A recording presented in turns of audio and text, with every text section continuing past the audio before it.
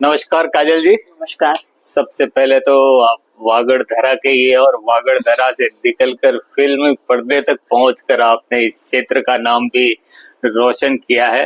तो सभी वागड़ वासियों की ओर से आपका स्वागत, अभिनंदन। और खास आपका आज वागड़ क्षेत्र में कैसे आना हुआ?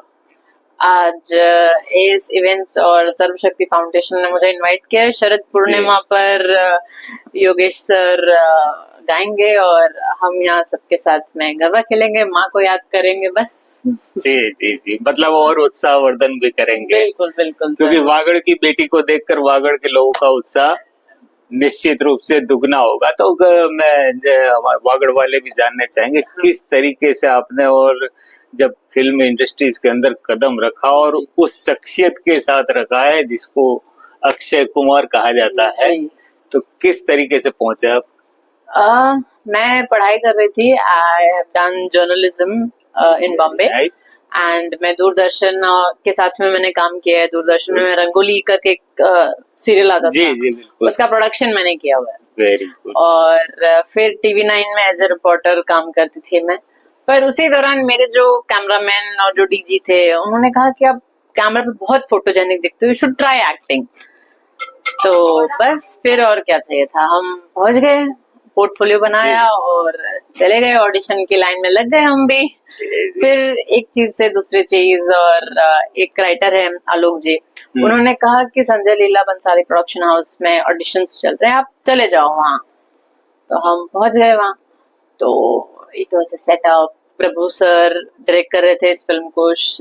तो मैं गई, उनसे कहा कि मैं चेन्नई से हूँ, तो मैंने बात करी थोड़ा सा उनके साथ में, और बस उन्होंने पिक्चर्स देखे मुझे और मुझे फाइनल कर दिया उन्होंने। जी जी काजल जी, एक बहुत अच्छी बात आपने कही है जर्नलिज्म की जी। तो लेकिन इस फील्ड से अचानक दूरी क्यों बने, या इसके ऊपर आरोप प्रत्यारोप क्या कारण? आरोप प्रत्यारोप ये है कि मुझे लगता है मैं बहुत इमोशनल इंसान हूँ, और जब आप रिपोर्टिंग करते हैं तो आपको आपको थोड़ा सा स्ट्रांग होना पड़ता है जब आप रिपोर्टिंग करते हैं तब। और मैंने एक दो इंसिडेंट्स ऐसे देखे थे कि हमसे रहा नहीं गया। तो तब मैंने डिसाइड किया कि हमारे जैसे कोमल मन वाले लोगों का काम आर्ट में ज्यादा बेटर है। रिपोर्टिंग बहुत सीरियस फील्ड है, और मुझे ऐसा लगता है कि जो भी लोग काम करते हैं रिपोर्टिंग में, न्यूज में, मीडिया में, जर्नलिज्म में, मेरा नमन है आप सबको। पर नमन दो तरीके से, एक तो भैया तेरे को नहीं, सच में नमन है, रेस्पेक्टफुल नमन है, क्योंकि it's a job that demands presence of mind, it's a job that demands integrity, it's a job that demands you to be on your toes all the time. कहीं और बॉम्बे जैसी सिटी में बहुत कुछ सब जगह हो रहा होता है और एवरीथिंग इज हाइपर अलर्ट। तो उस माहौल में रहना, एक खुद की सैनिटी को मेंटेन करना और काम करना, और आपका काम अपनी तरफ से तो एटलीस्ट एक जर्नलिस्ट पूरी कोशिश करता है कि अच्छा से सही रिपोर्टिंग करे, सही काम करे, and I think it's a very challenging job. सबसे बड़ा चैलेंज जिसको हम लोग मान सकते हैं, जिसको कहते हैं ना कि एक सीधा सीधा आरोप लगाया जाता है, मतलब जो काजल आपका नाम है, लेकिन वो काजल हमारे ऊपर पूरे रंग जाते हैं हम लोग जब हमारे को कहा जाता है गोदी मीडिया, मोदी मीडिया, या जो भी चलता है। सही बात है। तो ऐसे में क्या लगता है आपको, लोगों की सोच, उनको क्या सोचना चाहिए एक जर्नलिस्ट के बारे में, क्योंकि आप रह चुके हैं? जी, मैं बोलूंगी कि आप जो इंसान जर्नलिस्ट नहीं है या जिसने काम नहीं किया ना, उसको कोई आइडिया नहीं है the kind of pressure a journalist goes through.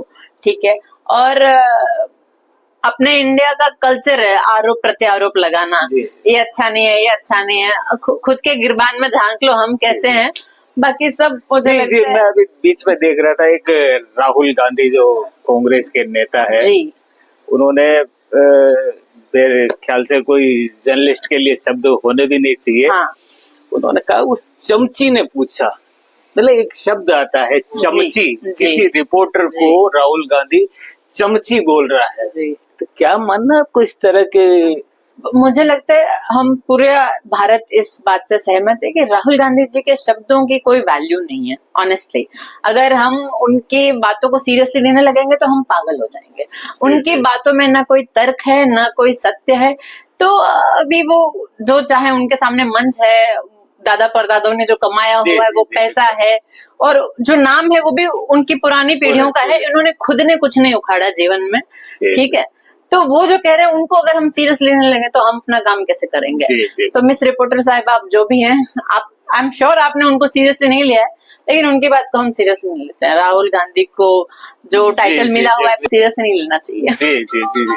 तो काजल जी, आपका बहुत बहुत आभार, और बहुत अच्छी बातें आपने कही है, क्योंकि जर्नलिस्ट आप रहे हुए हैं जी, और इस ट्राइब क्षेत्र से निकले हुए हैं जी। और ये ट्राइब क्षेत्र, तो जो आपकी जो तपस्या है, जो आपके राहों में कांटे हैं, जो आपका दर्द है, मैं समझती हूँ। और it's not an easy job, और सत्य के जितने करीब एक जर्नलिस्ट पहुंच सकता है वो पहुंचता ही है। तो ये मेरा एक अनुभव रहा है। और बाकी तो दुनिया को जिसको जो बोलना है, उन्होंने भगवान राम को नहीं छोड़ा, तो आप और हम कौन सी चीजें हैं? बिल्कुल।